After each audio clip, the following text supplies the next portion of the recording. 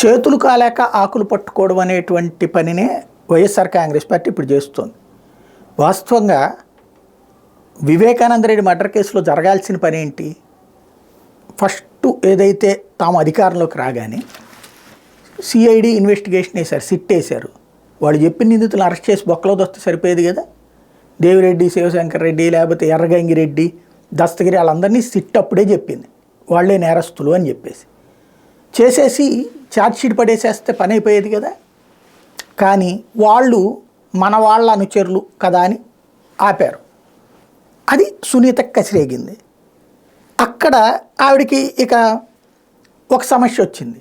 ఏంటి అంటే ఈ కేసు ఇలాగే ఉండిపోతే రేపు భవిష్యత్తులో తన అన్న ఎప్పుడన్నా తన అంటే ఆస్తి, ఇప్పుడు అమ్మాయి ఎవరైతే ముస్లిం అమ్మాయికి రాసేశారో వివేకానంద రెడ్డి, ఆ ఆస్తి రేపు పొద్దున వివాదంలో పడితే అన్న తనని కాపాడ్డు అన్నటువంటి కాన్సెప్ట్ వచ్చింది. ఎందుకు? శివప్రకాష్ రెడ్డికి అక్కడ రాజకీయ వారసత్వం తనకు కావాలి. ఒకటి అవినాష్ రెడ్డిని పక్కన పెట్టి శివప్రకాష్ రెడ్డి, ఈ సునీతారెడ్డి వీళ్ళ ఆయన అందరూ కలిసి రాజకీయం తమ చేతుల్లోకి తీసుకోవాలనుకుంటున్నారు. అక్కడ అది సాధ్యం కావాలంటే జగన్ పట్టించుకోవట్లేదు, అవినాష్ రెడ్డిని పక్కన పెట్టాలంటే పెట్టట్లేదు. ఇక్కడ తనకు కావాల్సినటువంటిది మెయిన్ పాయింట్ రాజకీయ పరంగా అవినాష్ రెడ్డి వాళ్ళు పక్కకి వెళ్ళిపోవడం. షర్మిలకి అదే కావాలి. ఎందుకంటే వీళ్ళ కుటుంబానికి ఇదేమో వివేకానంద రెడ్డి, రాజశేఖర రెడ్డి ఓ బ్లడ్, భాస్కర్ రెడ్డి వాళ్ళంతా ఇంకొక బ్లడ్. కాబట్టి ఇక్కడ సమస్య. ఇంకోటి భారతి అంటే వీళ్ళకి నచ్చదు. దాన్ని బేస్ చేసుకుని ఆవిడ జగన్ అడగటం, ముందు ఆ దేవిరెడ్డి శివశంకర్ రెడ్డిని వేసేయమని చెప్పి అంటాం. అతన్ని వేస్తే కనుక అతను రేపు పొద్దున్న ఛాలెంజ్ చేస్తే మీ ఆయన జైలుకి వెళ్తాడు, ఎందుకంటే అసలు అనుమానం సిట్టోళ్ళు మీ ఆయన మీద వ్యక్తం చేశారు అని చెప్పారు. అంటే ఇతన్ని కాపాడటం కోసం, సునీత భర్తని కాపాడటం కోసం జగన్ ప్రయత్నించాడన్నది అక్కడ ప్రత్యక్షం.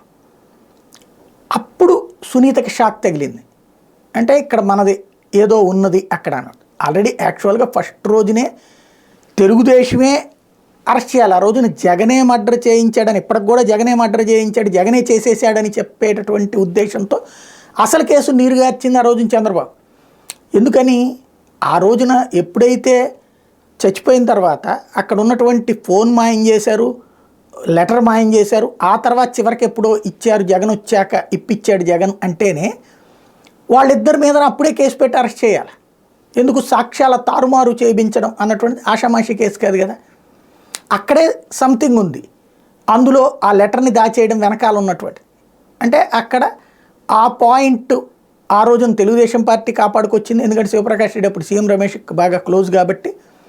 తర్వాతన తనన్న కూడా అట్లా కాపాడుతాడు అనుకుంటే తనకి కోపం ఉన్నటువంటి దేవిరెడ్డి శివశంకర్ రెడ్డిని అరెస్ట్ చేయించమంటే చేయించలేదు కాబట్టి అప్పటి నుండి ఇక తెలుగుదేశం పార్టీతో డీలింగ్ ప్రారంభించుకుంది.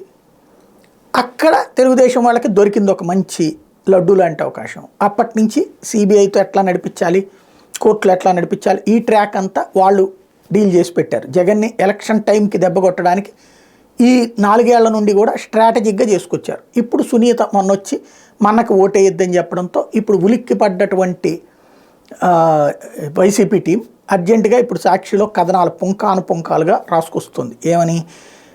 ఎవరెవరి క్యారెక్టర్ ఎంత, ఎవరెవరికి అవకాశం, సునీత ఆస్తి కోసం వివేకానంద రెడ్డి చావాలని కోరుకుంది, లేకపోతే దీంట్లో సోన్సో వాళ్ళు హంతకులు అనుమానాలు ఉన్నాయి, ఇట్లాంటివన్నీ. మరి ప్రభుత్వం అందే కదా అధికారంలో ఉంది, ఫస్ట్ ఎందుకు చేయలేదు? సిబిఐ వచ్చేదాకా ఎందుకు వెయిట్ చేశారు? అక్కడే లోపం.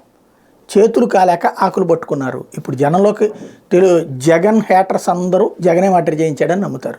జగన్ లవర్స్ అందరూ జగన్ ఏం చేయించలేదు, తెలుగుదేశం వాళ్ళు చేయించారు, లేకపోతే వాళ్ళ అమ్మాయి చేయించింది, అక్కడ వాళ్ళకి బోల్డ్ అన్న ఆప్షన్స్ ఉన్నాయి. వీళ్ళకి ఒకటే ఆప్షన్, జగనే చేయించాడని. కాబట్టి ఇది జనంలోకి వెళ్ళాల్సిన రూట్లో ఎప్పుడూ వెళ్ళిపోయింది. ఇప్పుడు చేతులు కాలేక ఆకులు పట్టుకుంటే ఏం ప్రయోజనం ఉంటుంది అనేది చూడాలి.